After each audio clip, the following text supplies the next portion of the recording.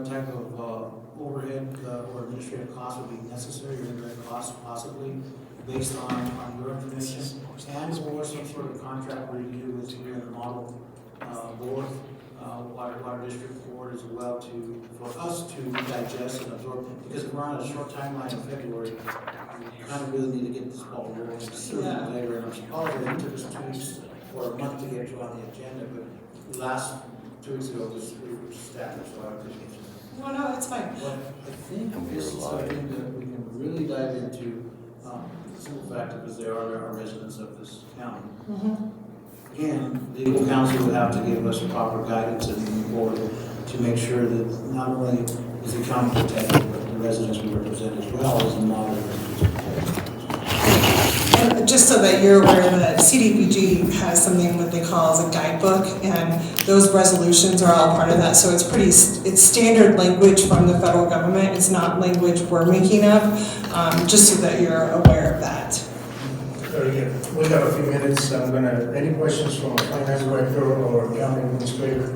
I've got one. Can you forward all the documents you have and the scope of work, what exactly folks anticipate doing with the grant monies and monies and Yes. replacing water lines and so going down the road into the new line? Yeah. The only thing is that if it's overwhelming copies of everything for our audit, for everything, and we'll probably have to amend your budget. I hit record.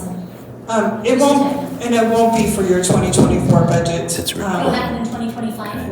Oh, that's even better. Yeah, That's- it will be awarded in July, and we're already starting the environmental process with USDA Rural Development. The CDBG also has an environmental process, and we can't go under contract until we have environmental clearance.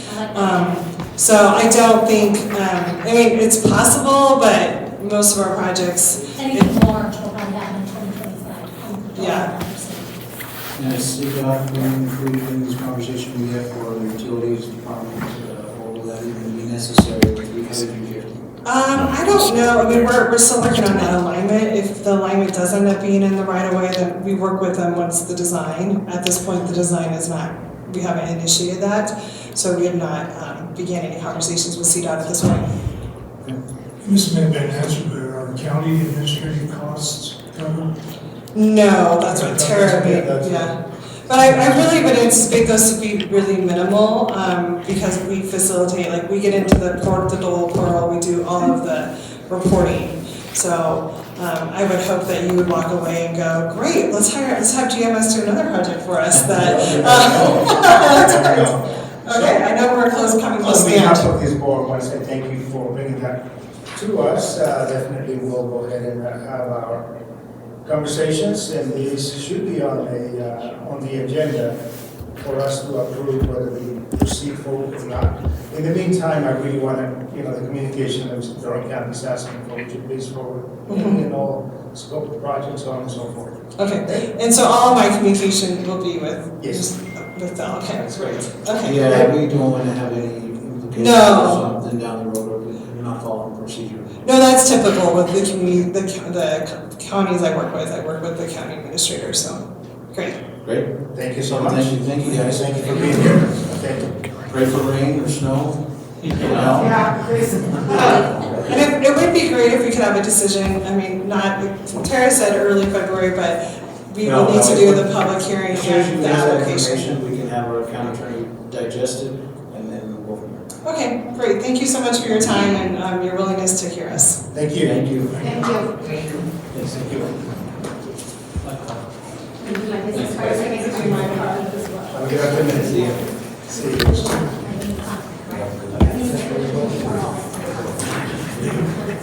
Thank you, sir. No, it's good. I'm sure you're.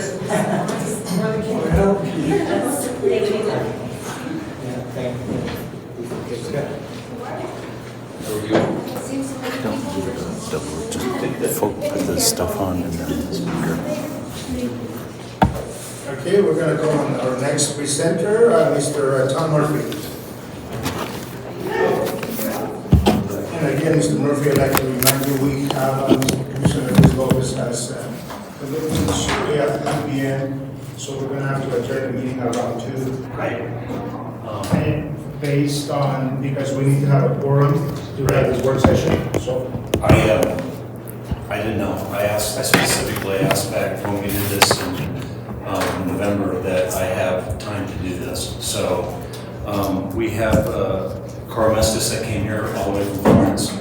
And then we have Morganshire and her family, and she took the day off of work.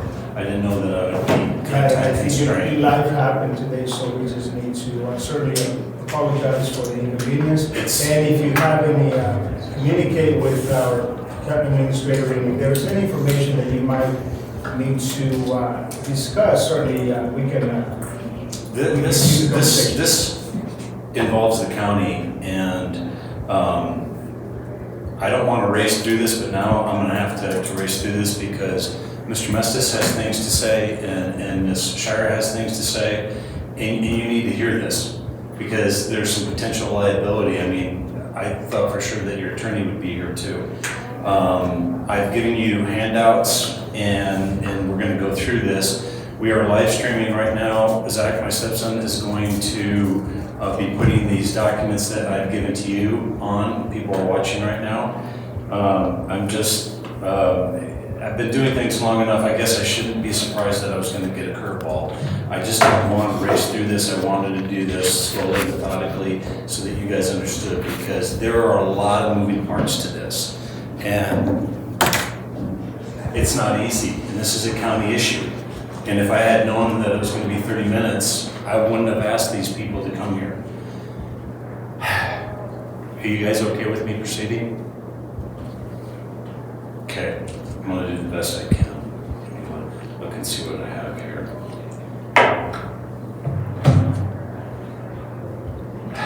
How much time do you have after 2 o'clock?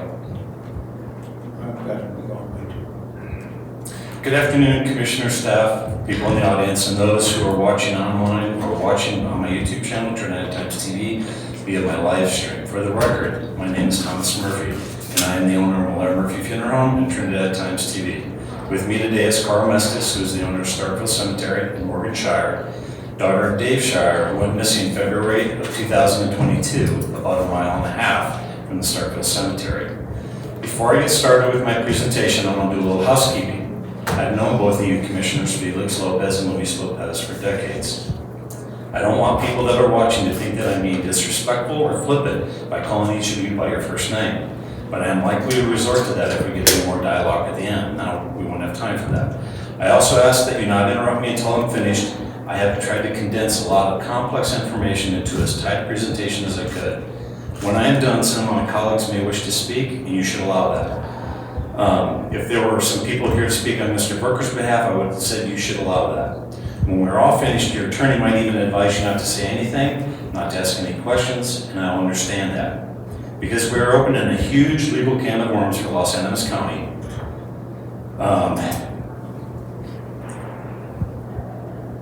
Anyway, I was hoping everybody would be here. Carl Mestis is the owner of Starkville Cemetery. He and I spent more than 3 hours a while back explaining the story to Ben from the Chronicle News, and I think he still is confused.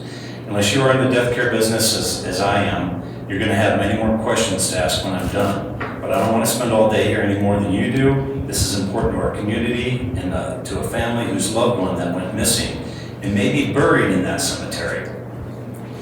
So please have patience to listen to everything we have to say and let the chips fall where they may. Why am I doing this in a meeting with county commissioners? I understand that this is not a court of law, but what I'm about to share with you is a reflection on all of our community, especially the county government. As elected officials, it especially reflects on each of you as elected officials in our community. Luis, you addressed the issue at the last commissioner meeting that elected officials need to be held accountable. You were speaking about District Attorney Henry Solano, if I recall correctly. This is what accountability looks like from someone who's not afraid to challenge the government and not waiting for the next election. Also, because it is my First Amendment right to free speech, also my right to petition the government for a redress of grievances, and lastly, as county commissioners, you're going to find that Los Animas County might be complicit in the potentially illegal activities of an elected official Los Angeles County may be facing litigation by numerous injured parties. Also, each one of you, before you sat in these commissioner seats, swore an oath to the Constitution of the United States and to the Constitution of Colorado to uphold the law. In my opinion, your job is not just to represent the constituents, but to protect each and every one of us and everyone who travels to our community as tourists. Those who are homeless and living in our community, and lastly, those souls whose earthly bodies have been buried in our community. I will add that each one of you profess your Christian faith when you openly pray before each meeting. I too was born in the Christian faith, Catholic to be specific. I probably missed Mass growing up fewer times than I have fingers on my hands. Those values were instilled in me by my parents and my faith. It is the reason I am now putting my reputation and my family's safety at risk by bringing a highly volatile situation to light in this community. In 2017, I made an open records request on the Colorado Coroners Association to try and obtain this signed document, and I'll explain why later. Colorado Coroner's Code of Ethics. As a county coroner or coroner investigator, my fundamental duty is to serve mankind in the process of a thorough, comprehensive search for truth through medical, legal, death investigation. Honesty, integrity, competence, compassion, and fairness will be my guidelines. I will obey all laws and adhere to regulations in my department. Confidentiality will be kept at all times. That's important later. Unless necessary information is to be shared in the performance of duty, personal feelings, prejudices, or friendships will not influence my decisions. I recognize my position as a public trust, and I will be true to these ethics. I will continue to study, train, and to work to advance scientific knowledge in my chosen field. I will readily seek consultation and the use of talents and knowledge of others. I will constantly strive to achieve these objectives and ideals, dedicating myself to justice. So that would have been number 1 as a note, okay? Number 2 and 3, then 4 and 5. You want to know what the Colorado Coroners Association told me when I did the open records request on them? They told me pretty much to go to hell. They said we weren't a government organization and they didn't need to comply. I followed up with the same open records request in Los Angeles County Coroner, and he told me the same thing. You have it in your documents. It's 4 and 5. It's like Los Angeles County having policies and procedures that you can't use county equipment for side hustles, but you don't bother to enforce it even when you know what's happening. These are words on a piece of paper with absolutely no meaning or consequences whatsoever. Have you ever studied elementary logic? You know from Spock, from Star Trek, that premise number 1, that the Colorado Coroners Association refuses to share a document with one of its members that says a person will follow a code of ethics. Premise number 2, the coroner is also asked to share the document of the code of ethics and refuses. Is it fair to conclude the coroner has already acknowledged that he is not going to be honest, have integrity, competence, compassion, and fairness, that he will obey all laws and adhere to the regulations of the department? The answer for me is yes. And it is an admission of a completely unethical, amoral, compassionless human being that became an elected official in a popularity contest. His sense of entitlement extends to his belief that this is his community. He actually said that to Frederick Marshall, that he would have him arrested if he came to town to exhume a dead body, a deceased body, and that he can do whatever he wants. Apparently, he believes that the law doesn't apply to him. Now, clearly, I'm not beating around the bush. I'm here to call for Dominic Juni Verker's immediate resignation and all his deputies in an independent law enforcement agency, the Attorney General's office specifically, and potentially the CBI to conduct a grand jury investigation into his actions, his deputy's actions, and an employee of the District Attorney's Office, Margaret Meyer, her actions, and potentially some employees of Los Angeles County. So the investigation should include the Coroner's Office, the District Attorney's Office, and staff at Los Angeles County. I've recently been doing open records requests on numerous state, county, and local elected officials, and I know that I have not been given all the information that I requested. I suspect that I only have the tip of the iceberg, and I believe the only way to get to the truth is to question people under oath, with the potential of committing perjury as a guardrail to find the truth. I am still waiting on open records request from the coroner, who told me Friday that he would get them to me. I said I would get him a check Saturday, and I still haven't heard from him. And from the Department of Human Services. Drink some water.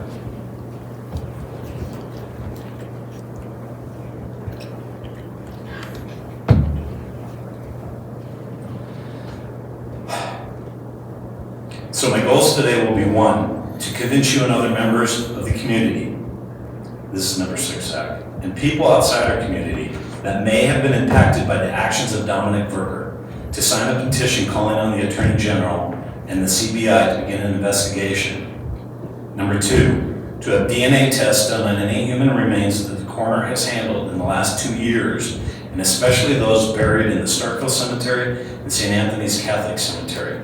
3, that the potential that any of those previously stated remains to be examined be determined if they are potentially the remains of Dave Shire, who went missing a year and a half ago, a mile and a half from the Starkville Cemetery, and that the property today be immediately taped off as a potential crime scene.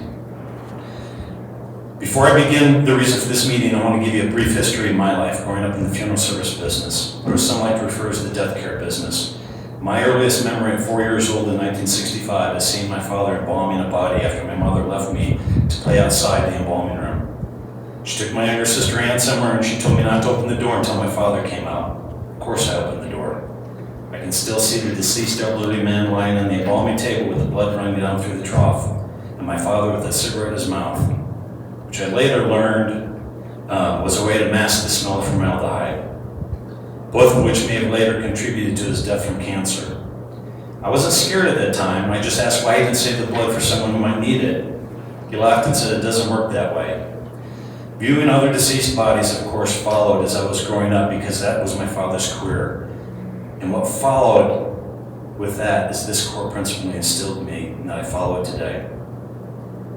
Every one of the deceased bodies that I handle was someone's loved one, and you treat them as if they were your own loved one. By Colorado law, a deceased body is supposed to be either embalmed or refrigerated within 24 hours. I put a morgue refrigeration unit capable of cooling and freezing the human body back in my facility back in the early 90s. In fact, the coroner at that time, Mark Ritz, used to store bodies in my facility until the Justice Center was built. Then they could transfer them up north for an autopsy. No one else had a cooler in Trinidad at that time, and for me it was a matter of following the law, and I think it was almost 10 years that I stored bodies for the coroner. So why have I asked you for this special meeting? I imagine everyone here is familiar with the Return to Nature funeral in Colorado Springs and Penrose, where almost 200 decomposing bodies were recently discovered. Why would anyone handle a single human remains or multiple human remains in such a callous manner? I think I know why. It falls under the lust for money, and that there are no boundaries that people won't stoop to in order to get more money, and it fits the description of me of moral turpitude. I suspect some of you know what the definition of moral turpitude is. Moral turpitude, a phrase that describes wicked, deviant behavior constituting an immoral, unethical, or unjust departure from ordinary social standards, such that it would shock a community. The 200 decomposing bodies in Penrose, in a situation that happened recently in Los Angeles County, that I and others uncovered, meets the definition of moral turpitude in my book. On September 6, 2023, I was present in the Starkville Cemetery, where I took pictures and video of a man's remains being exhumed. So that's 18, 19, 20, 21, 22, and it's in your books too. No, it's not, I'm sorry. I forwarded that to Mr. Dornkamp and asked him to share that because it wasn't going to print out well. I'd been notified by the owner, Carl Mestis, who is sitting here with us today, the week before that a funeral director, Frederick Marshall, was coming to Trinidad from Denver to exhume the body of a man that had potentially been identified as a homeless man that died in Trinidad in 2019. As we later found out, he may have been buried and later exhumed more than once for DNA testing. Carl explained to me that the week before that he had discovered in 2022 that the Los Angeles County Coroner, with the assistance of the Los Angeles County Road and Bridge crews, had buried several bodies in the cemetery without his knowledge. When he told me this, I became very interested because that certainly wasn't legal to bury bodies without notifying the owner of the cemetery. It clearly states on the burial permits, which you have, I've buried bodies in that cemetery over the years, and when you enter it, I would describe it as a north. Let me start over here. I've buried bodies in that cemetery over the years, and when you enter it, I would describe it as a north side and a south side. The north side is the newer side, as it has far more recent burials on the hill, and the south side is an older section that slopes to the south. The grave was on the south side where the ground is sloped, which I thought was odd because a rain or snowfall would wash away any remnants of the grave.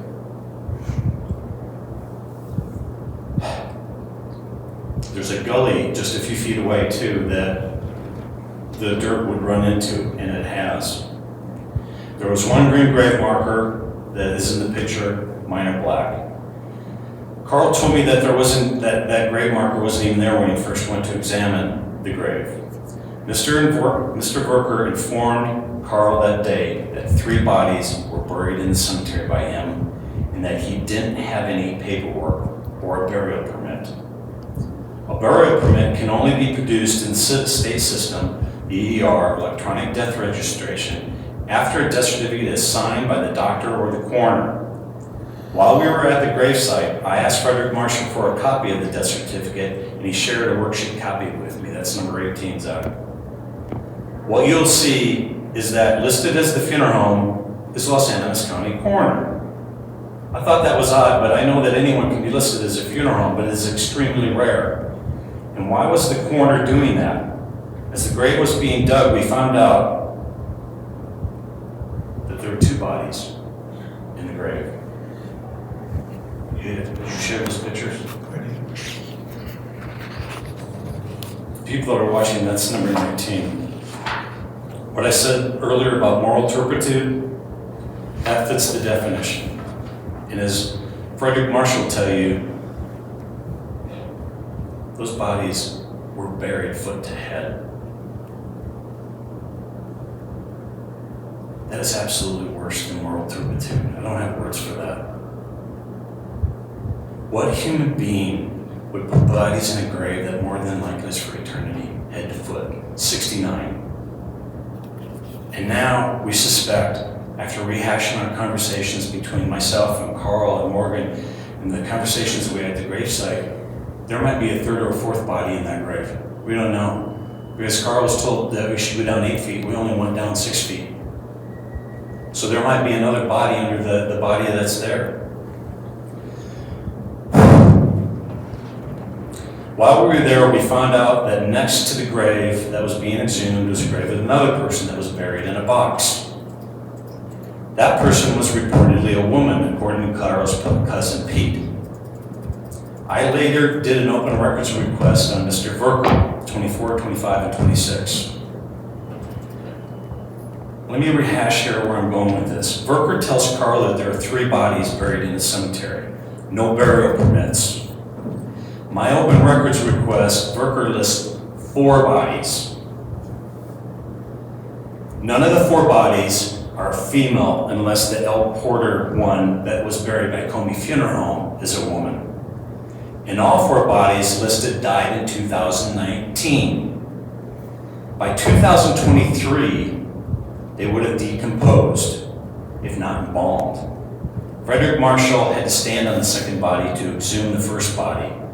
Frederick Marshall is probably one of the most experienced funeral directors in exhuming bodies in the country, as he has done literally hundreds of exhumations. I've never done one. I later asked him if the 2nd body had been embalmed. He said no, because the embalming chemicals would have stained the body bag. He did say that he thought the body hadn't been in the ground that long. Start thinking Dave Shire. Maybe 4 months to 2 years. I didn't think anything about that until I was telling my wife Paula at the Toyota dealership about the case.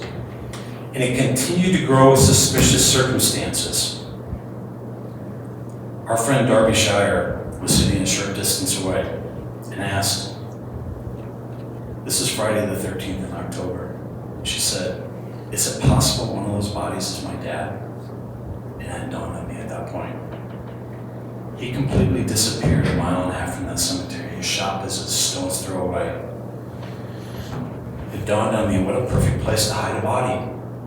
In a rural cemetery that doesn't have regular maintenance. It was at that point everything changed for me.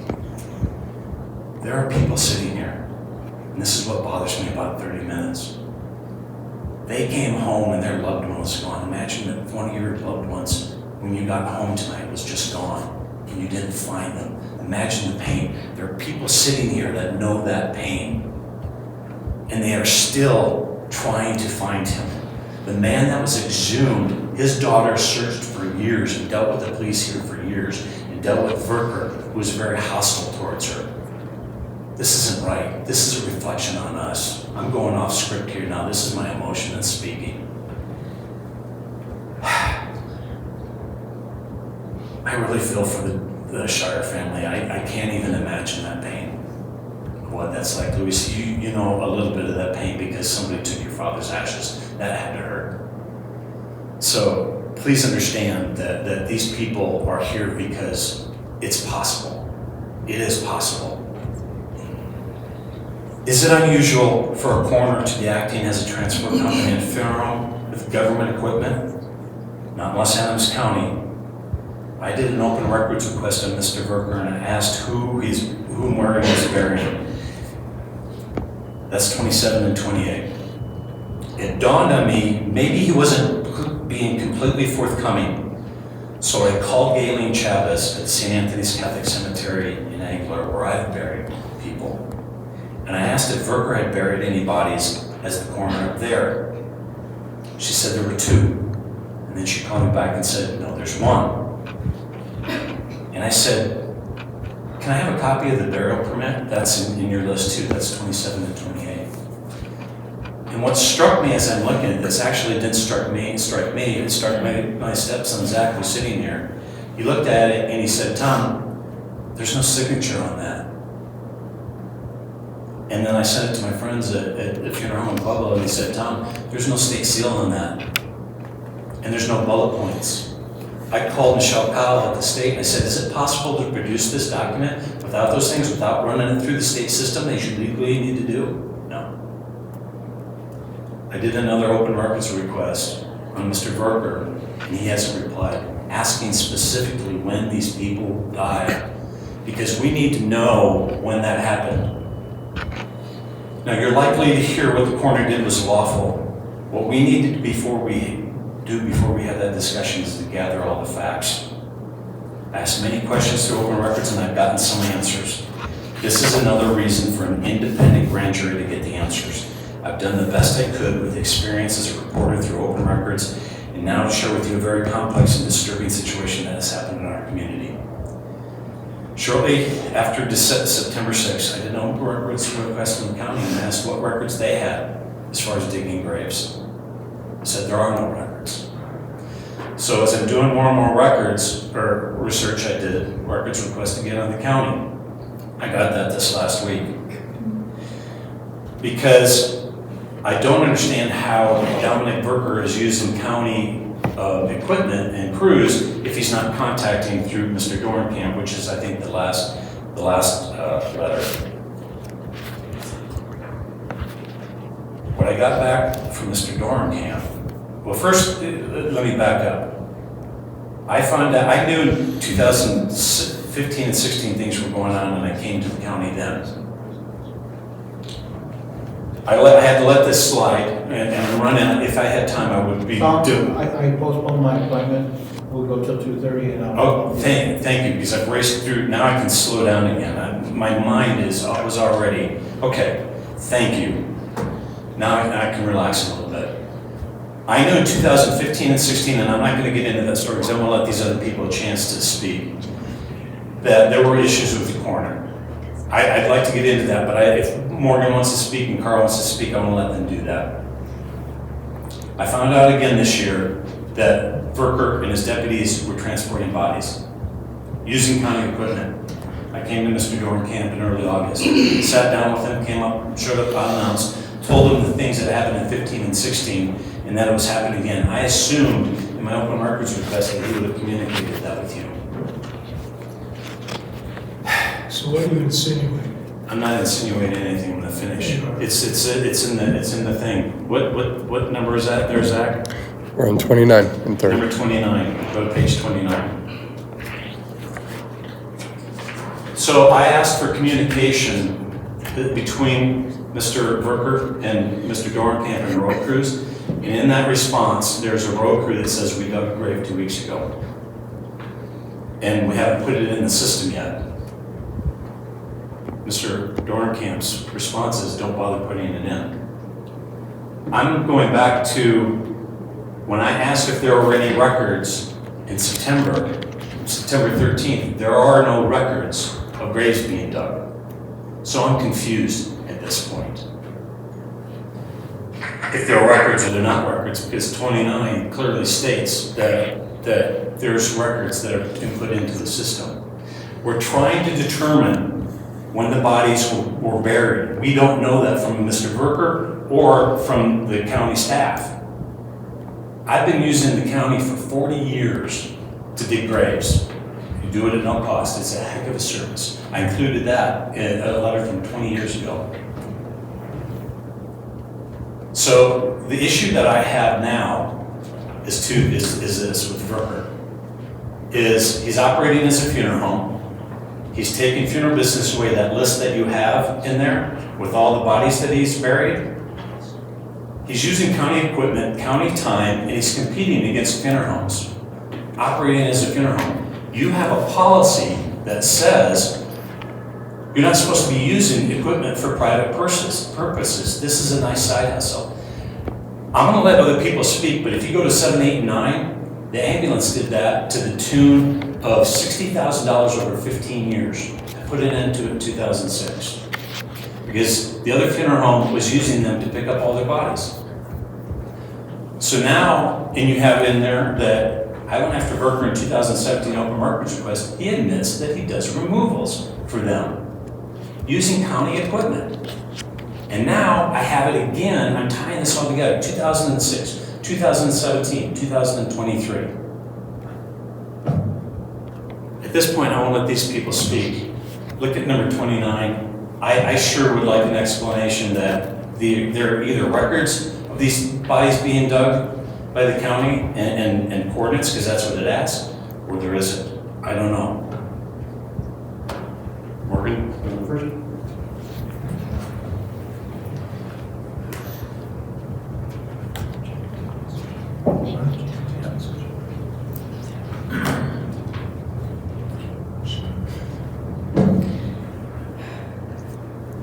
Thank you for all being here. Thank you to my mother, Rosemary Shire, for being here, and to my brother, Brad, for driving down from Kersey, Colorado, which is near Greeley, and to my sister Victoria for being here today, who lives here in Trinidad with us now. And thank you to my siblings who cannot be here, siblings and family who could not be here, who are watching live stream. I am extremely grateful to our community who has worked so hard to find my father. And thank you, Charles, for alerting us to this issue and working hard to put some of the pieces together. And thank you to Sherry, Frederick Huff's daughter, who so painstakingly searched for her father, Frederick Huff.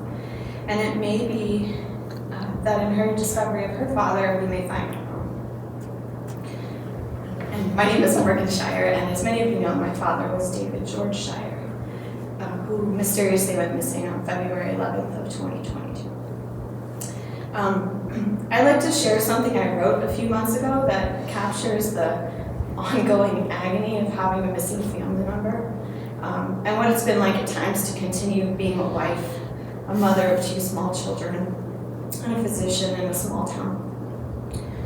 And the agony that I invite back into my life and my family's life today. that has recently quieted. It's called Within Reach. It's the uninvited prayers that drive me out of my body into the place where jagged hooks precipitate on the edges of thoughts. Where sweet relief is found curled up on the bathroom floor. Where I can't tell if I've long to feel nothing or everything. It's just the same as when I lived in the depths of the sea, until you put me in a tank and all I could do was swim in circles, catching myself on razor edges of plaster coral, while well-meaning children bored their fingers into glass.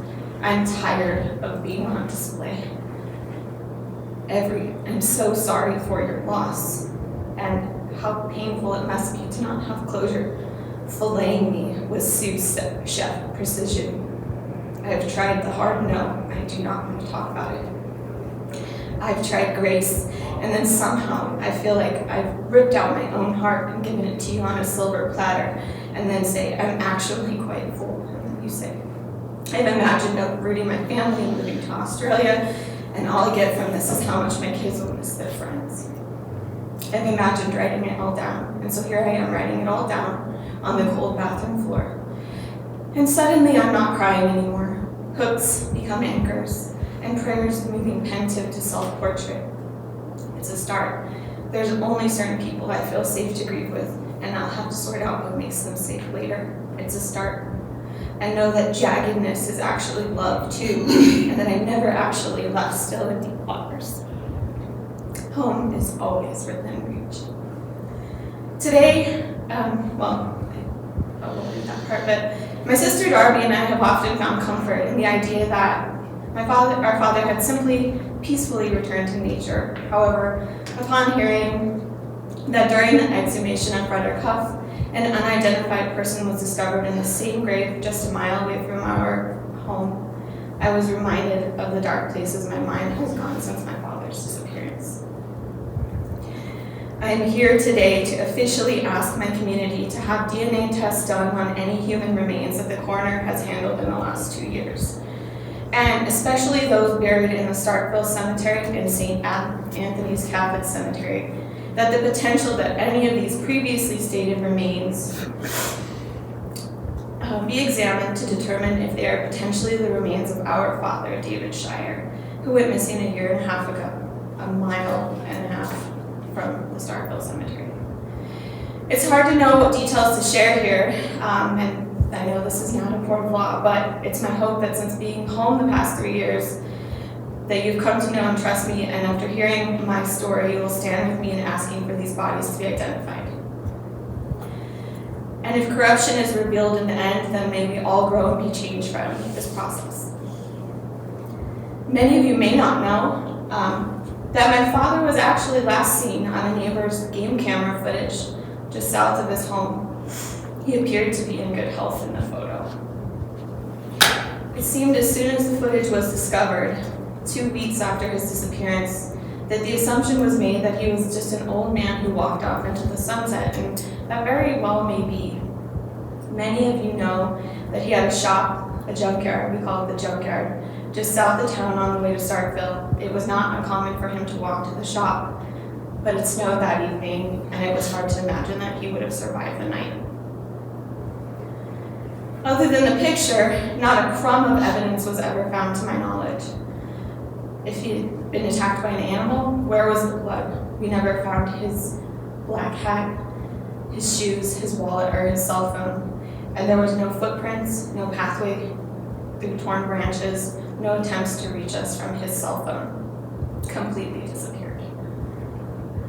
I had the opportunity to speak to the funeral director, Frederick Marshall, who performed the exhumation of Mr. Huff. He's done hundreds of exhumations and modestly admits that he is an expert. I asked him to describe the body beneath Mr. Huff, Mr. Huff was found face down, head between the unidentified man's legs. The unidentified man also in a body bag. Mr. Marshall stated that the body was of a person weighing approximately 138 to 158 pounds. My father weighed 155 pounds at his last doctor's appointment. Mr. Marshall stated that he could still feel skin attached to muscle, a hallmark of a freshly buried body between the estimate of 4 months and 2 years, and was most certainly a male. Most disturbingly is that when I took a close look at the picture, in which you can see the body bag beneath Mr. Huff's, is that there appeared to be 2 long skinny legs. I am a physician. I am privileged to be with people in the final days and often final breaths of their life. And I am privileged to witness the first breaths of babies as they come into this world. And I am privileged to be a part of a community that has held me so tenderly in my grief, so thank you.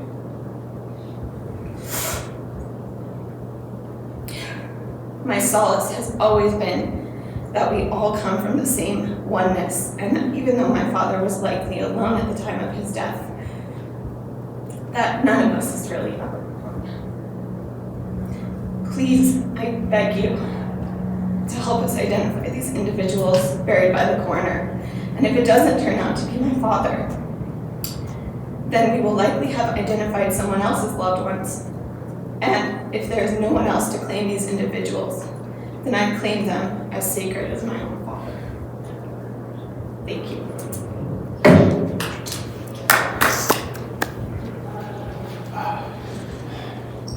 Good morning, gentlemen. Bear with me, I just had some dental work done, my mouth is sore and it's dry. Here's I'm sorry. fresh water. Thank you. It's not Ask her when she probably apologized. Yeah, they're frozen. Frozen stone, frozen.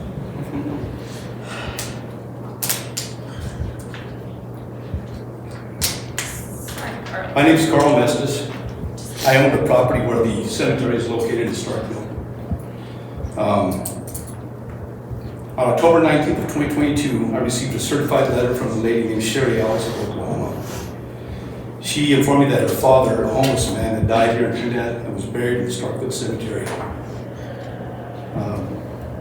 She had gotten my address from Jody Amato, the county assessor, and she didn't have a phone number, so she sent me a letter. I called her. During the conversation, it became apparent that conversations between her and Mr. Berger had become hostile.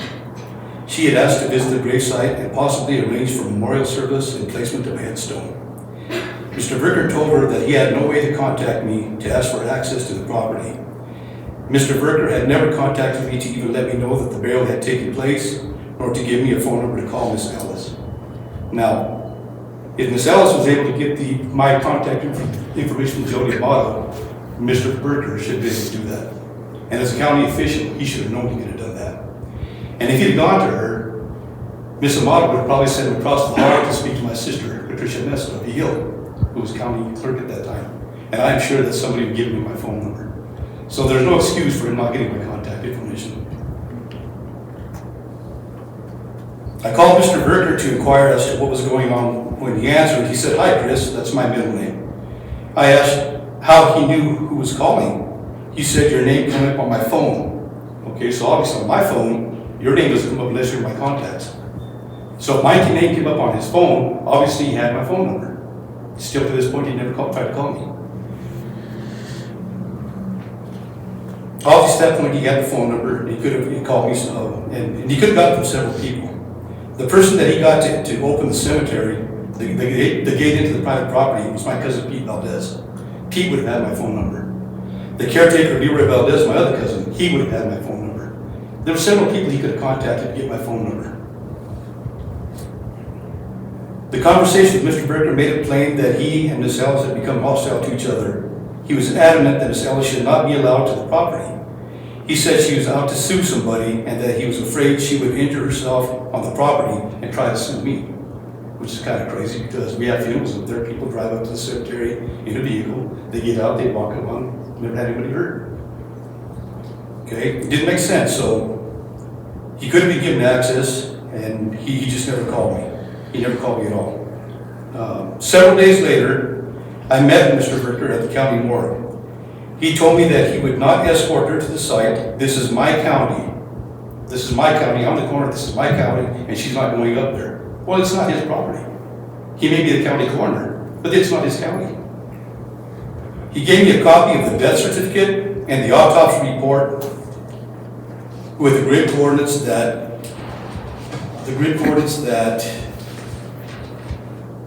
he claimed to have provided to Ms. Ellis. In further conversation with Ms. Ellis, I asked her about Facebook posts, because when she called me and I noticed that her conversation was hostile, I'm thinking, what is this lady about? And then Berger's telling me she's allowed to sue.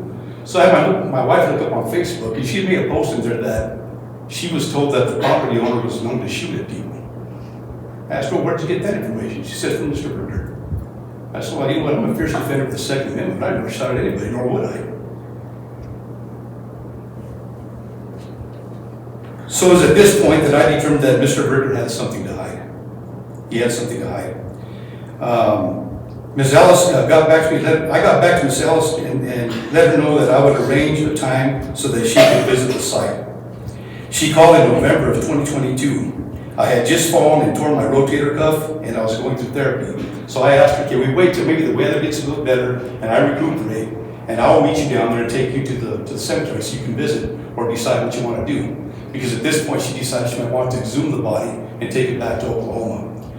Well, shortly after, while I was recuperating from the injury, my mother died in November, and then my sister died in April. And so she was supposed to call me back around the spring of the year. She finally did call.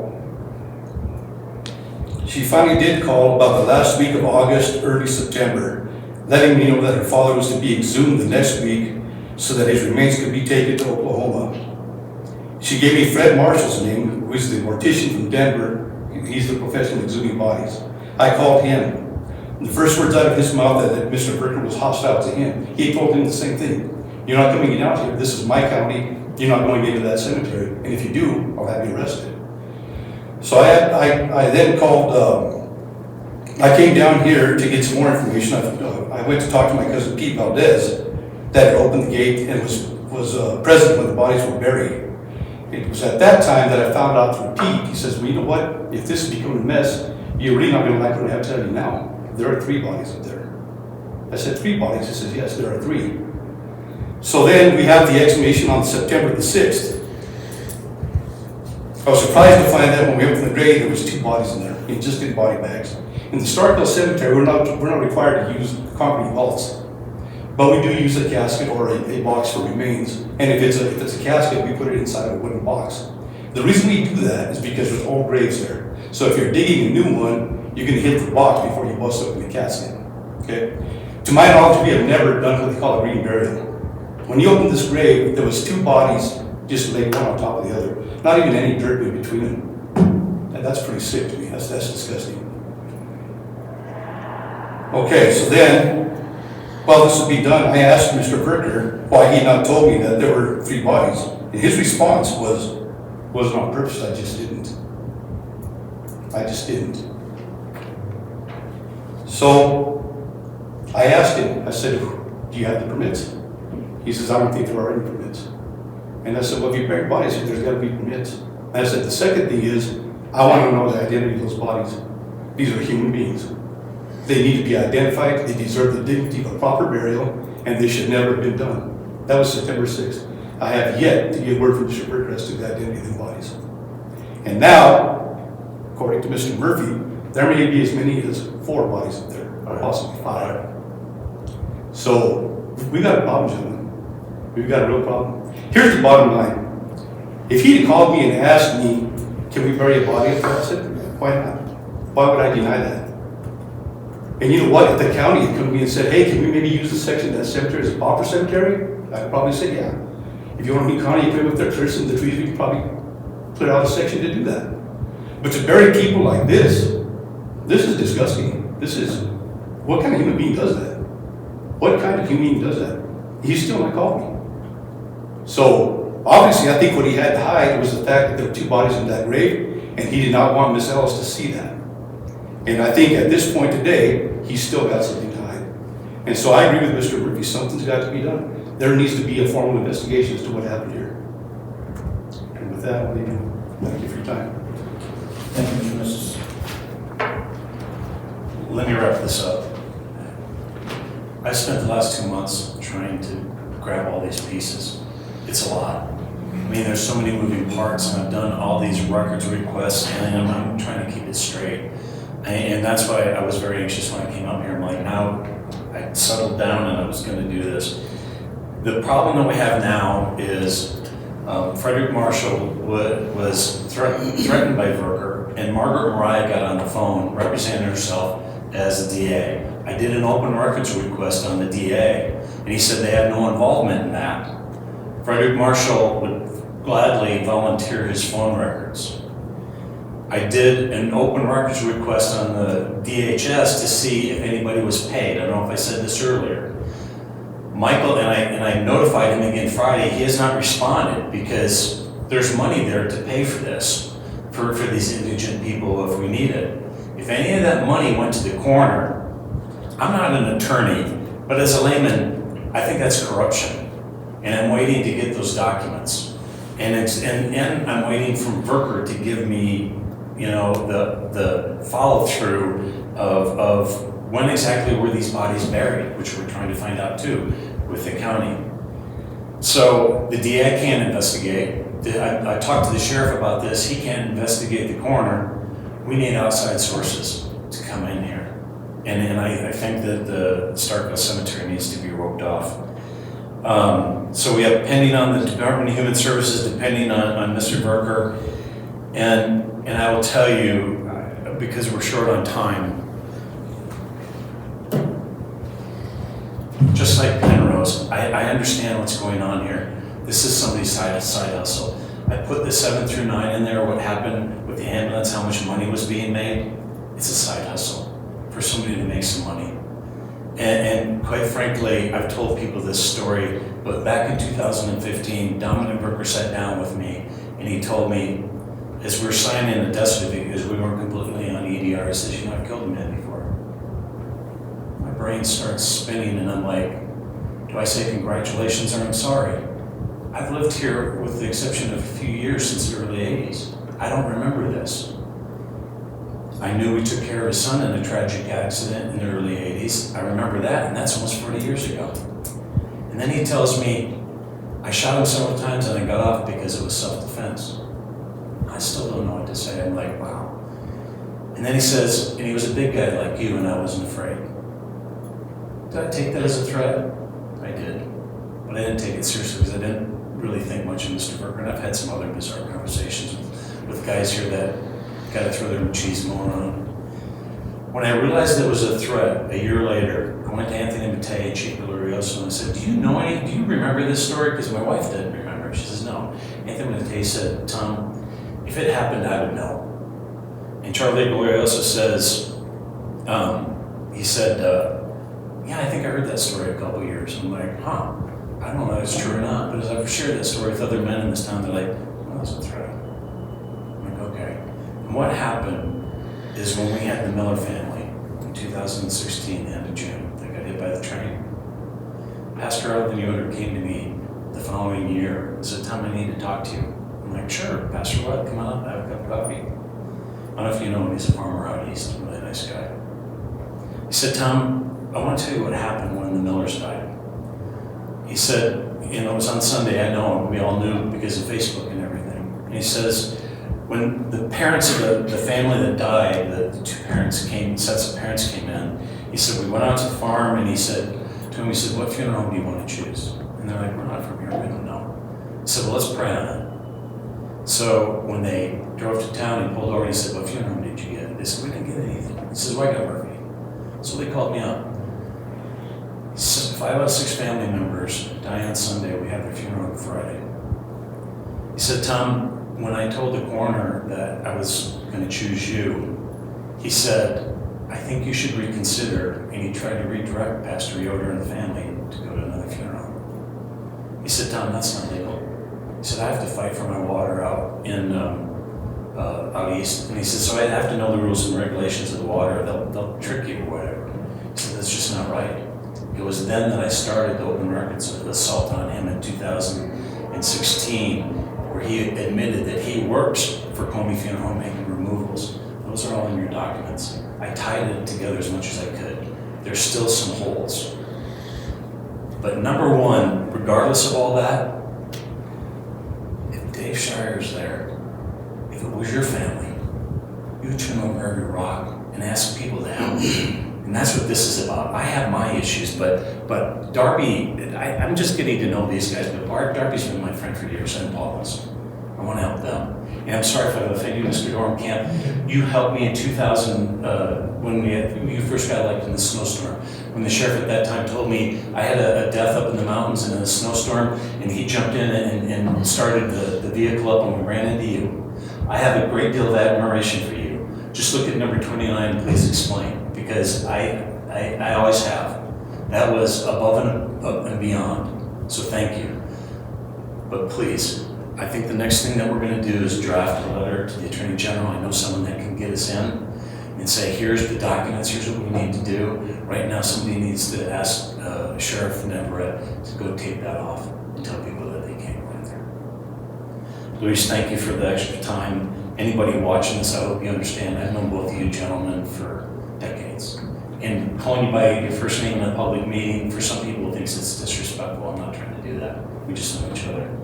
So please. If I may, Tom, that followed your instructions and appreciate and respect you for coming forward today and bringing this. As the Board of County Commissioners, we have to follow rules, regulations, statutes, and we will engage in this with our legal counsel moving forward to see what purview that this board has, if any, at that point in time. Mr. Mestis, thank you for bringing this information forward to us and spending your time with us today and bringing your information. And as well, the same situation holds there. If this board has any purview, statutorily or not, we will look into it as well. And the Shire family, I know you all miss your dad, and I hope you find some solace and closure to this issue in the future. And again, this board has a particular position where we have to follow under state statutes and follow that to a T to protect the other residents of the community as well. So with that being said, I apologize for having to go a little early. I did postpone that so we can get pushed on a little longer. Thank you for your time today. But again, thank you for bringing this forward, Tom. I appreciate your time. Thank you, guys. And everyone watching. Thank you. If there is no other business, I will entertain a motion to adjourn. Excited. Motion to adjourn. I second that motion. Commissioner Luiso? Yes. Excuse me, Commissioner Luis Lopez? Yes. Commissioner Luis Lopez? Yes.